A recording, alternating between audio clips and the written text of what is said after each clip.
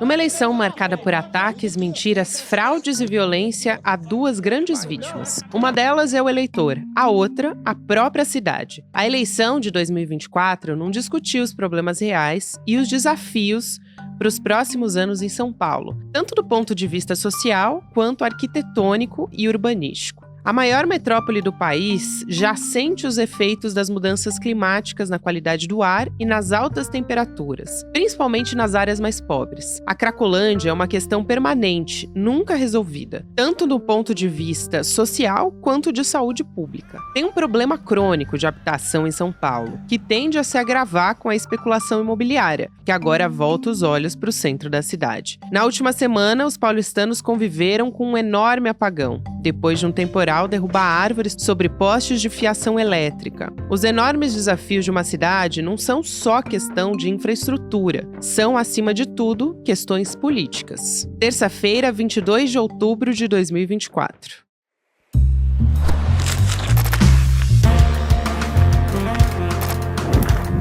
Sou a Gabriela Varela, esse é o podcast Indetalis, e aqui mais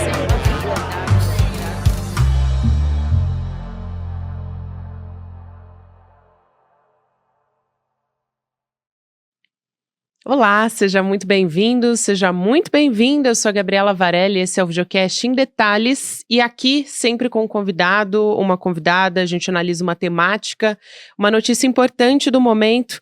Hoje eu vou conversar com a arquiteta e urbanista Raquel Ronick, que eu recebo com grande prazer aqui no Em Detalhes. Raquel, obrigada por aceitar nosso convite. Seja muito bem-vinda ao ICL e ao Em Detalhes também. Eu que agradeço, Gabi, muito bom estar aí com vocês mais uma vez, né? E pela primeira vez no Em Detalhes. Que bom. Um prazer enorme, Raquel. E, bom, a gente tem muitas questões que a gente quer colocar aqui sobre como algumas pautas, né, estão sendo deixadas de lado, algumas discussões importantes sobre as cidades não estão no centro do debate. São Paulo é uma dessas cidades, a gente vai entrar em outros pontos aqui também, mas em São Paulo algumas questões chamam a atenção. É, uma delas é que a gente está vivendo, talvez, a pior crise habitacional de todos os tempos em São Paulo. Aí você, com certeza, vai poder me dizer se você concorda. E tem a questão da Cracolândia, de como o preço dos imóveis varia, de acordo com a expectativa de investimento público e privado, enfim. Ela já passou por diversos deslocamentos, muita gente já entrou e saiu dizendo que ia resolver esse problema, e fato é que ninguém resolve, e agora ela se deslocou para uma outra região ali do centro. Então, vamos começar por aí, e aí depois a gente vai aprofundando. Bom, acho que a gente tinha uma expectativa de que isso seria um grande tema da cidade, né, de São Paulo, a Cracolândia em especial, mas a questão da área central de uma forma geral, como enfrentar a questão que está colocada ali, equação, e como, né, é absolutamente difícil pautar isso no debate eleitoral, que parece que os temas do debate eleitoral são muito até desconectados da realidade da cidade, ou eles são absolutamente ligados a um detalhe de um pedaço de um bairro, e a lógica eleitoral acaba sendo muito essa, quer dizer, uma lógica de, bom, no meu bairro tem um buraco, ou no meu bairro tem uma grade faltando, e aí é uma creche, uma coisa que é num detalhe do micro, do individual, e que pode ser trabalhado e conectado no varejo, né, e uma estratégia muito clara daquilo que eu chamo o modo centrão de governar, é ir lidando com esse varejo, né, e trabalhando com esse varejo, e soltando aqui umas pequenas benessinhas aqui e ali, mas sem uma discussão sobre a cidade, né, por que raios aquele lugar, que é um lugar que não tem água nem luz direito, nem tem transporte direito, nem tem urbanidade direito, por que ele é assim? E por que a cidade é assim e acabou deixando esse lugar? Mas em vez de enfrentar esse tema e essa questão, e qual é a relação entre, e tem uma enorme relação, o super boom imobiliário que está acontecendo, né, na cidade de São Paulo, e a sua captura do seu espaço, né, como um lugar de investimento financeiro, um lugar de ativos financeiros, um lugar de estacionamento de capital financeiro global que está sobrando por aí, que não tem nenhuma expectativa de remuneração no curto prazo, mas que quer uma grande remuneração, né? E que está tomando pedaços inteiros da cidade. E isso tem a ver, o fato de que tem gente que está morando num lugar que não tem nada, tem a ver com essa dinâmica de um pedaço da cidade, mas isso absolutamente não aparece, porque aparece que a lógica que reside a discussão eleitoral é a lógica. Teve gente que chamava isso de clientelismo, mas eu não acho que isso é clientelismo, não. Isso é um negócio muito mais profundo, muito mais estruturador das relações políticas na cidade, que é aquele benefício imediato, aquilo que eu troco pelo voto, sem entrar e sem tocar jamais na máquina que produz a exclusão e a precariedade, né? E você falou da Cracolândia, e é impressionante, a Cracolândia ela aparece apenas como um elemento de marketing, de anúncios. Então, agora você joga uma imagem renderizada, essa imagem renderizada que os arquitetos, engenheiros hoje, quando vão fazer um lançamento, né, fazem aquele desenho da simulação de como que vai ser, aí você olha aquela paisagem, nossa, incrível aquela paisagem, a transformação daquela paisagem, como foi a proposta aí do Tarcísio, amplamente também apoiada, sendo apoiada pelo Nunes, de colocar o centro administrativo, mas ninguém, assim, discutiu absolutamente nada, nem levou em consideração que, por exemplo, né, um pequeno detalhe, o centro administrativo era para trazer as secretarias do governo do estado, porque elas estão muito longe, estão lá no Morumbi. Aí você vai olhar, tem 3 secretarias no Morumbi, e, assim, tem 20 e tantas secretarias do governo do estado que estão no centro, ocupam o centro. Então, assim, é uma balela, é uma mentira, uma imagem renderizada, mas que, nossa, que incrível, né? Que vai poder ficar esse lugar, e em vez da gente enfrentar o abandono desse lugar, as pessoas abandonadas que estão neste lugar, e qual é as políticas que nós vamos fazer para ela, não. Isso fica num jogo imagético, né?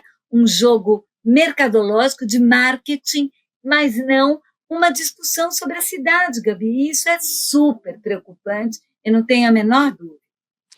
Eu concordo, Raquel, e tem um ponto importante aí, porque quando o Fernando Haddad, o ministro da Fazenda, era prefeito de São Paulo, ele apresentou um plano diretor dizendo que ia combater a especulação imobiliária. Fato é que esse plano diretor, né, aprovado lá na gestão do Fernando Haddad, na época que ele era prefeito, ele participou de um debate desse texto, né, pelos vereadores e tal, dizia que era um plano que era transformador, que era avançado, só que aí essa revisão caiu, né, numa discussão que está prevista para um novo plano diretor que só deve ser apresentado em 2029. E o Haddad está muito preocupado com esse texto, ele até falou publicamente sobre isso, saiu na imprensa algumas vezes, sobre como está tendo uma mudança profunda, né, do que foi apresentado por ele ali. Então queria te ouvir falar sobre isso, justamente porque a intenção dele era combater a especulação imobiliária. Pois é, essa era a intenção, mas infelizmente na hora que ela é implementada e ela entra na dinâmica do que a gente chama de complexo imobiliário financeiro, ela foi completamente transformada na prática, né? E ela foi transformada na prática, não na revisão, já durante a implantação. Por exemplo, muita coisa que se chamava de habitação de interesse social, que foi estimulada no plano, na verdade é estúdio para aluguel por Airbnb. Eu acabei de ver um dado disso outro dia, você tem regiões como a República, São Paulo, que 20% do estoque total das unidades residenciais ali são para aluguel temporário, Airbnb. Então, o que precisava fazer diante dessa dinâmica que era inesperada do ponto de vista da proposta? A proposta não queria isso, a proposta queria uma coisa diferente, mas não foi o que aconteceu com a implementação da proposta. Então, o que a gente faz? A gente corrige a gente revê. Só que a correção que foi feita, e é isso que o Haddad estava mostrando também, em vez de corrigir, aprofundou, transformou em muito mais radical aquilo que de perverso tinha na proposta, né? E é isso que é extremamente preocupante. Agora, quem é que está discutindo isso agora na eleição? Aliás, quem acompanhou e conseguiu discutir até o próprio acompanhamento dessa discussão na Câmara Municipal, né? Um negócio completamente distante dos moradores, e parece que a lógica da discussão da cidade passa por outro lugar. Talvez até porque o tema do plano diretor, né, tem que passar a ser o tema do cotidiano das pessoas e não mais as direções que o mercado imobiliário vai ter, né, porque tem sido muito isso, o tema do plano diretor nas últimas décadas. Do ponto de vista, Raquel, a gente falando aqui, né, sobre discutir a cidade, acho que tem vários aspectos aqui. A gente falou sobre crise habitacional, né, crise de moradia, como é que se resolve isso. E mais próximo assim, a esse segundo turno, vamos dizer, o que está acontecendo é a questão da privatização, que está sendo colocada em pauta justamente porque a Enel deixou mais de 1 milhão de pessoas sem luz e levou dias para restabelecer. Então, eu acho que acabou virando uma pauta central desse segundo turno. O que você colocaria como mais importante, crucial, eh, nessa discussão de segundo turno, que precisaria estar ali além, né, da Enel, acho que você pode falar sobre isso também, mas estaria entre as principais questões que são chave para serem levantadas? Bom, você nomeou, né? A questão da moradia, assim, com 80 mil pessoas morando na rua, se a questão da moradia não é central na cidade, eu não consigo entender o que pode ser central. É impressionante, né? É como se assim, bom, então não, a gente normalizou. Não, normal, gente morando pelo meio da rua, sem ter onde morar. É como se o município não tivesse nada a ver com isso, e evidentemente que as políticas municipais, não só as políticas de habitação, mas a própria política urbana e o tipo de política urbana que estimula um tipo de mercado imobiliário ajudou a piorar a crise em vez de resolvê-la, e é essa a questão, porque produziu produtos para virarem ativos financeiros e não residências para quem precisa, que essa era a promessa. Esse é um tema sem dúvida. E não foi porque os paulistanos resolveram, mas a questão da mudança climática atravessou o samba aqui, porque a discussão do apagão da Enel, evidentemente que já vem, né, o segundo, em menos de um ano, né, que a gente vive desse tipo, tem a ver com a discussão da privatização do serviço, evidentemente, mas tem a ver também com o fato de que nós vamos ter cada vez mais eventos extremos na cidade. Então, a gente viveu, aí não falando só de São Paulo, falando do Brasil, lembrando de Porto Alegre, estava completamente coberta sob as águas, né, há pouquíssimo tempo atrás. Assim, um evento climático extremo aqui, né, que foi absolutamente chocante, que envolveu, né, a sociedade brasileira, inclusive numa mobilização de apoio, etc. Isso gera o quê em termos de transformação da cidade? A mesma coisa eu estou colocando aqui.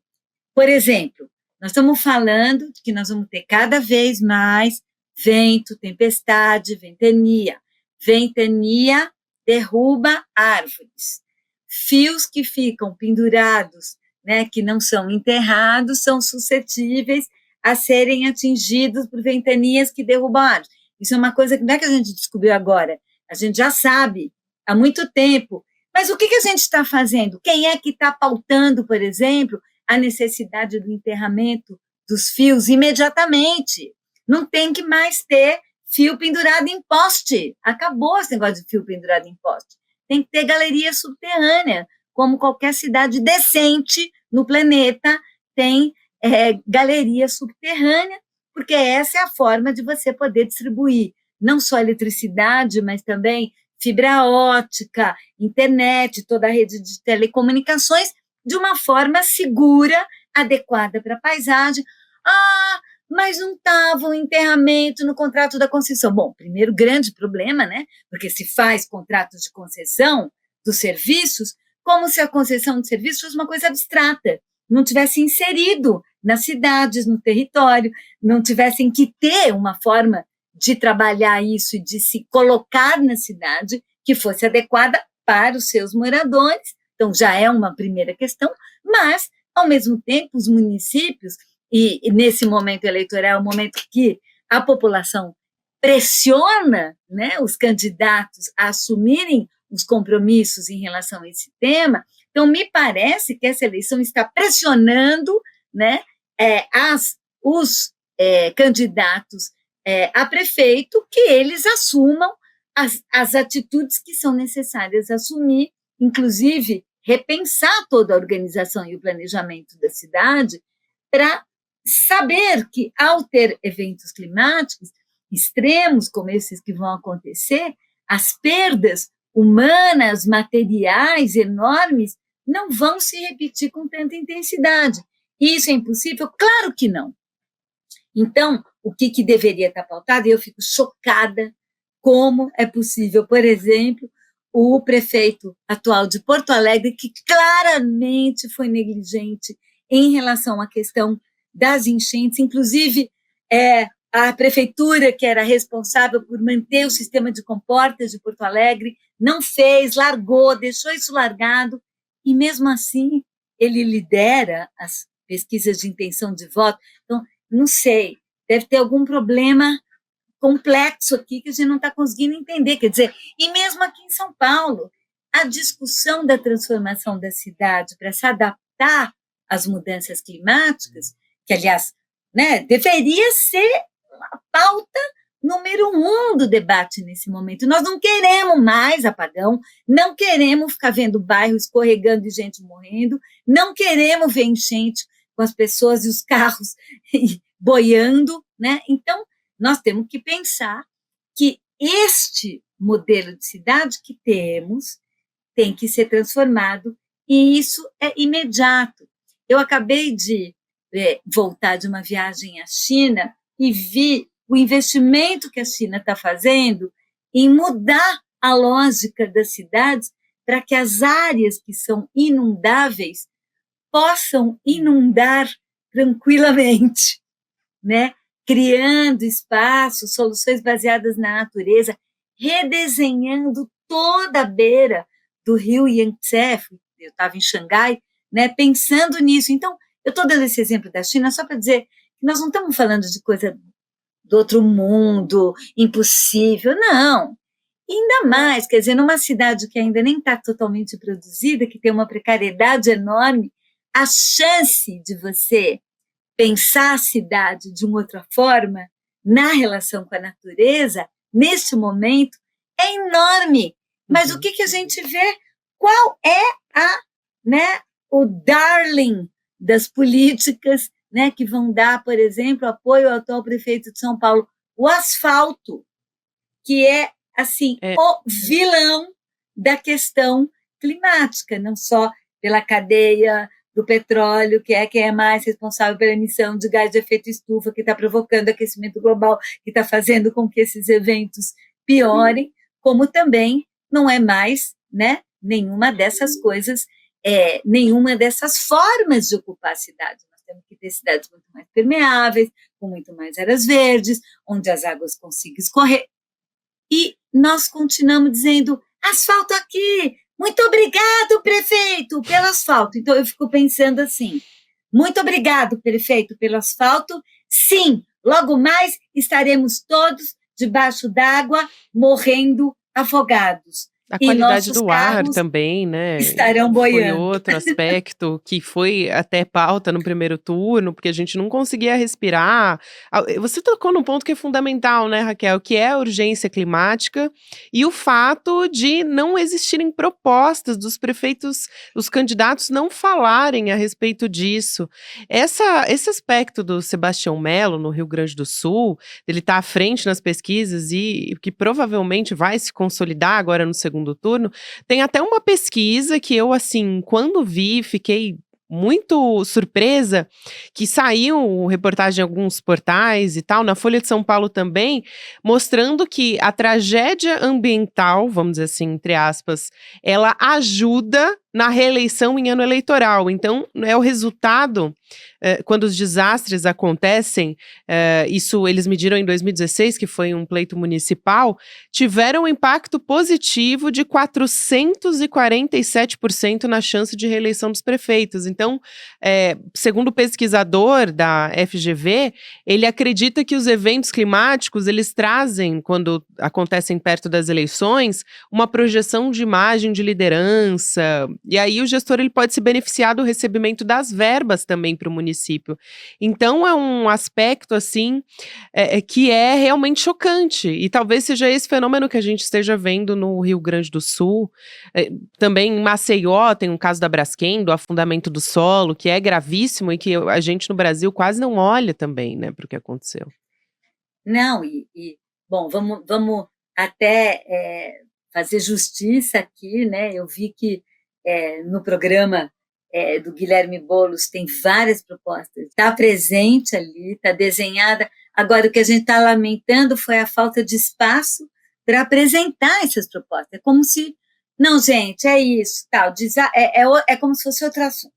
Eleição é um assunto, desastre é outro assunto, e como se isso que é muito importante a gente entender, como se o modo como a cidade é organizada, mantida e gerida não tivesse nada a ver com o impacto dos desastres.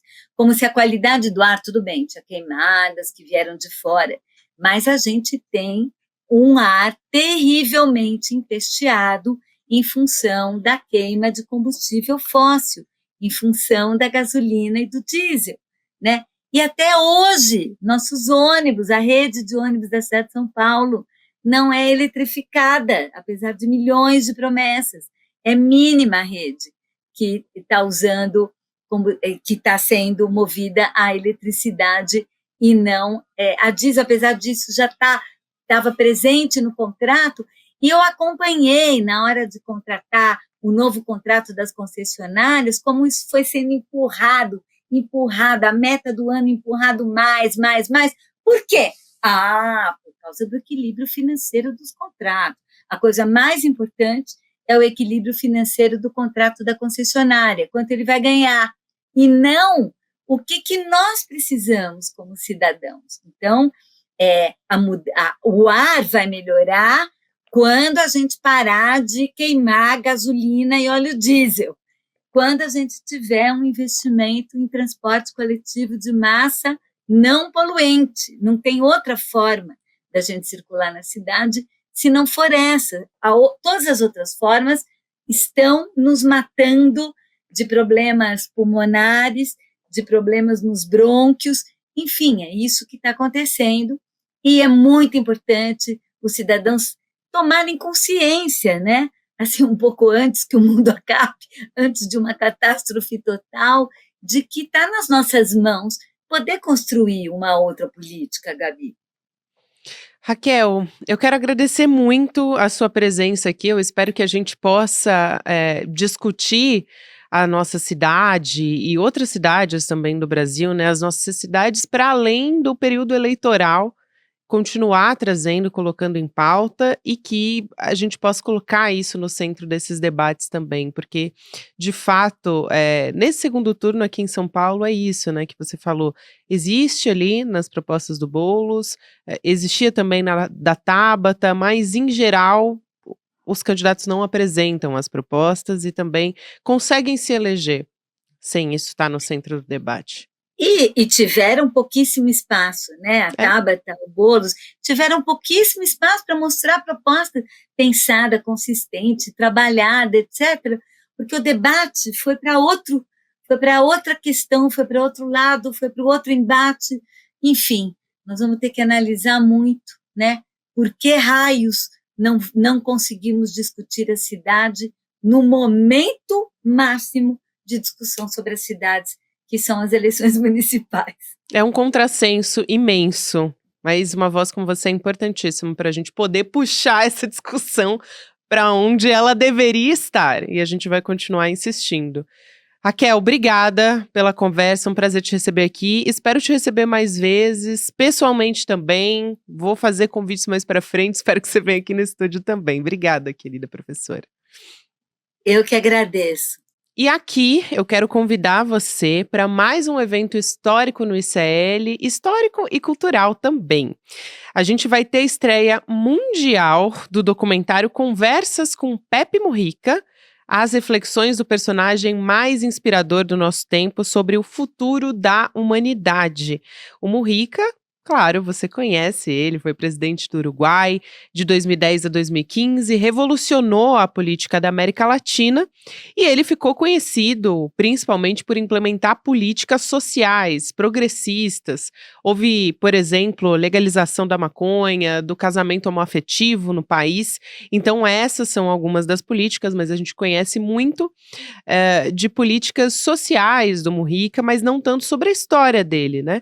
Ele continuou vivendo num sítio, levando uma vida bastante simples, e tudo isso a gente vai acompanhar as histórias, esses bastidores que ele traz nesse documentário. Ele até continua dirigindo o Fusquinha dele ali, muita gente conhece, né, o carro do Mujica, doar o salário dele. Então, esse documentário vai trazer todas essas histórias da vida do Mujica.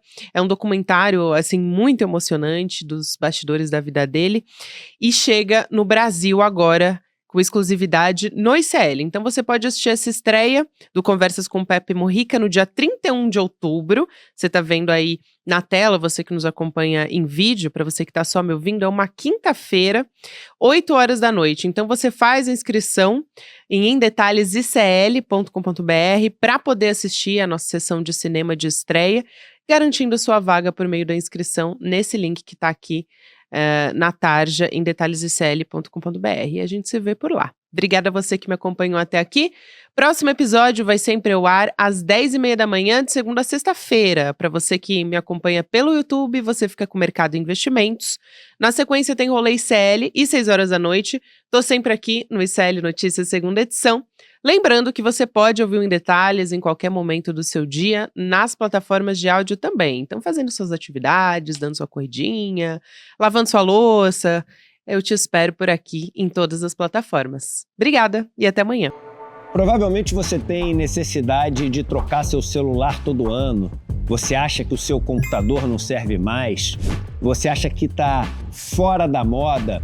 E aí é consumo, consumo, consumo, endividar-se, comprometer-se para poder sempre estar adquirindo aquilo de novo que o mundo traz. Curiosamente, a gente está sempre se sentindo angustiado, triste, sozinho, deprimido e não entende o porquê. Uma das cabeças mais brilhantes do nosso tempo, uma das figuras políticas mais inspiradoras, fala muito sobre isso. A gente está falando de Pepe Mujica, ex-presidente do Uruguai. Ele foi o tema principal do escritor Fabián Restivo, quando escreveu essa obra, Conversas com Pepe Mujica. Essa obra originou um documentário, uma obra cinematográfica absolutamente maravilhosa e sensível, que leva o mesmo nome, Conversas com Pepe Mujica, e vai ser lançada mundialmente com exclusividade pelo Instituto Conhecimento Liberta, no dia 31 de outubro, às 8 horas da noite. E aí, a gente vai assistir um dos momentos mais lindos da nossa vida, partilhando ele com o Pepe Mujica. Um abraço e até lá!